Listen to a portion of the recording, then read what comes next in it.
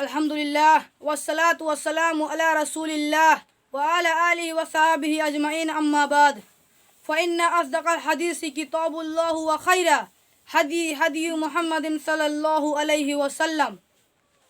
رب اشرح لی صدری ویسر لی امری واحلل عقدۃ من لسانی یفقہوا قولی۔ تمام تعریفیں اللہ وحدہ لا شریک کے لیے ہے جو پوری کائنات کا خالق ہے اور زندگی کے ہر ضروریات کو پوری کرنے والا ہے۔ اس کے بعد درود و سلام ہو تمام نبیوں پر، خصوصاً آخری نبی جناب محمد رسول صلی اللہ علیہ وسلم پر۔ میرے پیارے اسلامی بھائیوں، میں آپ سب کا خیر مقدم کرتا ہوں۔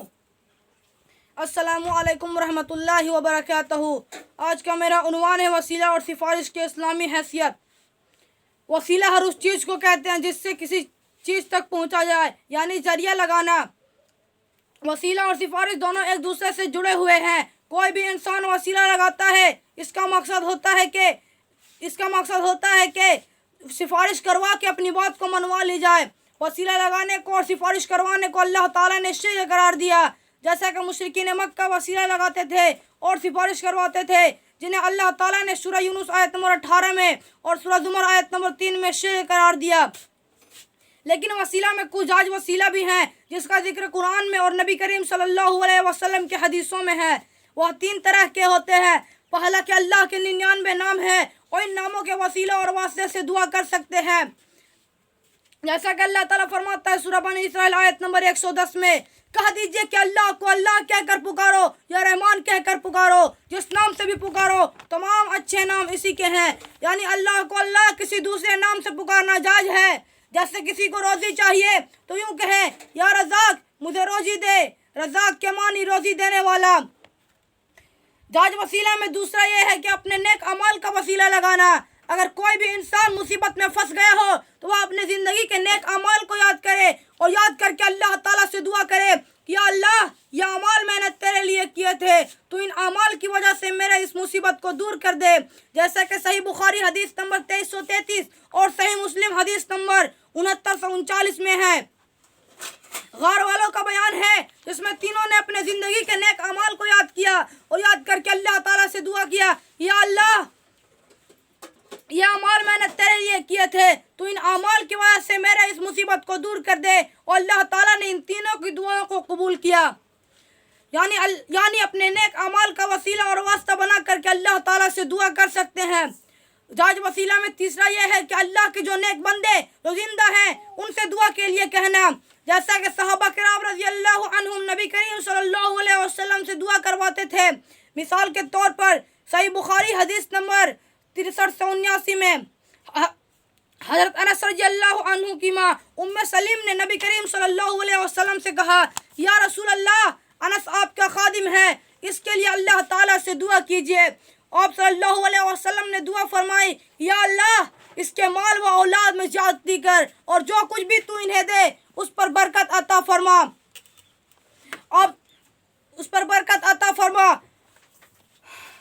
اس حدیث سے ہمیں پتہ چلتا ہے کہ کسی زندہ نیک انسان سے دعا کروانا جائز ہے، لیکن ایسے لوگ جو مر چکے ہیں ان سے دعا کے لیے کہنا یہ شرک ہوگا، اور یہی کام مشرکین مکہ کرتے تھے، جیسے اللہ تعالیٰ نے سورہ یونس آیت نمبر 18 میں فرماتا ہے۔ اور یہ لوگ مشرکین مکہ ایسی چیزوں کی عبادت کرتے تھے جو نہ انہیں نفع دے سکے اور نہ نقصان پہنچا سکے، اور کہتے تھے کہ یہ سب اللہ کے پاس ہماری سفارش کرنے والے ہیں۔ کہہ دو کہ کیا تم اللہ کو ایسی چیزوں کی خبر دیتے ہو جو تمہیں نہیں معلوم؟ زمین اور آسمان کی وہ پاک اور برتر ہے ان کے شرک سے۔ اور اللہ تعالیٰ فرماتا ہے سورہ زمر آیت نمبر 3 میں، اور خبردار، خالص عبادت صرف اللہ کے لیے ہے، اور جن لوگوں نے بھی اللہ کے سوا کسی دوسرے کو اولیاء بنا رکھا ہے اور کہتے ہم ان کی عبادت نہیں کرتے مگر اس لیے کیونکہ یہ اللہ سے ہمیں قریب کر دے۔ مردہ لوگوں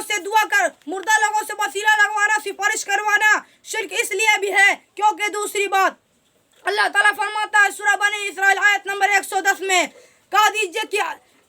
کہ اللہ کے سوا جنہیں تم معبود سمجھ رہے ہو انہیں پکارو، نہ تم اور تمہاری کسی تکلیف کو دور کر سکتے ہیں، تکلیف تو دور کی بات، تکلیف کو بدل بھی نہیں سکتے، اور جنہیں تم پکارتے ہو وہ خود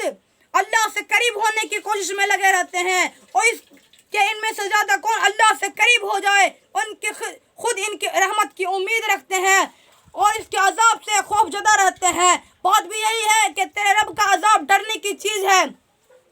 ان آیتوں میں اللہ تعالیٰ کے سوا کوئی بھی مردہ نیک انسان کسی کی تکلیف کو دور نہیں کر سکتا۔ تکلیف تو دور کی بات، تکلیف کو بدل بھی نہیں سکتا۔ اور جو لوگ نیک لوگ مر چکے ہیں وہ خود اللہ سے قریب ہونے کی کوشش میں لگے رہتے ہیں اور اللہ کے عذاب سے ڈرتے رہتے ہیں۔ مردہ ہستی سے سفارش کروانا، یہ وسیلہ لگوانا شرک اس لیے بھی ہے کیونکہ تیسری بات اللہ تعالیٰ فرماتا ہے سورہ فاطر آیت نمبر 19 اور 22 میں، کہہ دیجئے کہ اندھا اور آنکھوں والا برابر نہیں ہو سکتا، اندھیرا اور روشنی برابر نہیں ہو سکتا، اور نہ مردہ اور نہ چھاؤں اور دھوپ برابر نہیں ہو سکتے۔ اگلی آیت نمبر 22 میں، اور نہ مردہ اور زندہ برابر نہیں ہو سکتے، اللہ جس کو چاہے سنوا دیتا ہے، اور اے نبی آپ انہیں نہیں سنا سکتے جو قبروں میں ہیں۔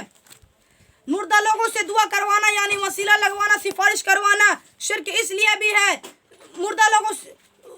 لوگ ایسا اس لیے کرتے ہیں کیونکہ وہ سوچتے ہیں کہ ہم تو گناہگار ہیں اور نافرمان ہیں، ہماری دعا اللہ تعالیٰ قبول نہیں کرے گا، جبکہ حقیقت یہ ہے کہ ابلیس کی دعا بھی اللہ تعالیٰ نے قبول کی۔ ابلیس نے دعا کیا کہ اے اللہ مجھے مہلت دے، میں تمہارے بندوں کو گمراہ کر دوں گا، اور اللہ تعالیٰ نے مہلت دے دی، اور وہ بھی ابلیس اللہ کی نافرمانی کر کے دعا قبول کیا تھا، اور اللہ تعالیٰ نے دعا قبول کر لیا۔ مردہ لوگوں سے دعا کروانا یعنی وسیلہ لگوانا، سفارش کروانا، لوگ ایسا اس لیے کرتے ہیں کیونکہ وہ سوچتے ہیں کہ نیک لوگ کی بات اللہ تعالیٰ رد نہیں کرتا ہے، جبکہ حقیقت یہ ہے کہ نیک لوگ میں سب سے زیادہ قریب انبیاء ہوتے ہیں، اور نبی نوح علیہ السلام نے بھی دعا کی کہ اے اللہ میرا بیٹا میرے اہل میں سے ہے اور میرے اہل والوں میں بچانے کا تیرا وعدہ ہے، تو اللہ تعالیٰ نے ان کی دعا قبول نہیں کی اور فرمایا یقیناً وہ تیرے اہل میں سے نہیں، اور تجھے ہرگز وہ چیز نہیں مانگنی چاہیے تھی جس کا تجھے علم ہی نہ ہو۔ اسی طرح سے نبی کریم صلی اللہ علیہ وسلم کی بھی کچھ دعا اللہ تعالیٰ نے قبول نہیں کی۔ جب نبی کریم صلی اللہ علیہ وسلم عبداللہ بن ابی کی نماز جنازہ پڑھائی تو کہا کہ اے اللہ تو اسے معاف کر دے، تو اللہ تعالیٰ نے فرمایا سورہ توبہ آیت نمبر 80 میں، تو اس کے استغفار کر یا نہ کر، اگر تو 70 مرتبہ بھی اس کے استغفار کرے گا تو بھی اللہ تعالیٰ اسے نہیں بخشے گا۔ جہاں تک دعا قبول ہونے کی بات ہے تو اللہ تعالیٰ کا فرمان ہے سورہ بقرہ آیت نمبر 186 میں، اور اگر میرے بندے میرے بارے میں سوال کریں تو کہہ دیجئے کہ میں بہت قریب ہوں اور دعا کرنے والی کی دعا قبول کرتا ہوں، اور جب وہ دعا کرے تو انہیں چاہیے کہ مجھ پر بھروسہ کرے اور مجھ پر ایمان رکھے تاکہ ہدایت یافتہ ہو جائے۔ اور اللہ تعالیٰ فرماتا ہے سورہ غافر آیت نمبر 60 میں، اور تیرے رب کا حکم ہے کہ مجھ سے دعا کرو میں تمہاری دعاؤں کو قبول کروں گا، اور جو لوگ میری عبادت سے خود سری کرتے ہیں یعنی مجھ سے دعا نہیں کرتے ان کو ذلیل کر کے جہنم میں ڈال دیا جائے گا۔ ان آیتوں میں اللہ تعالیٰ کتنا واضح طور سے فرما دیا ہے کہ مجھ سے دعا کرو میں تمہاری دعاؤں کو قبول کروں گا،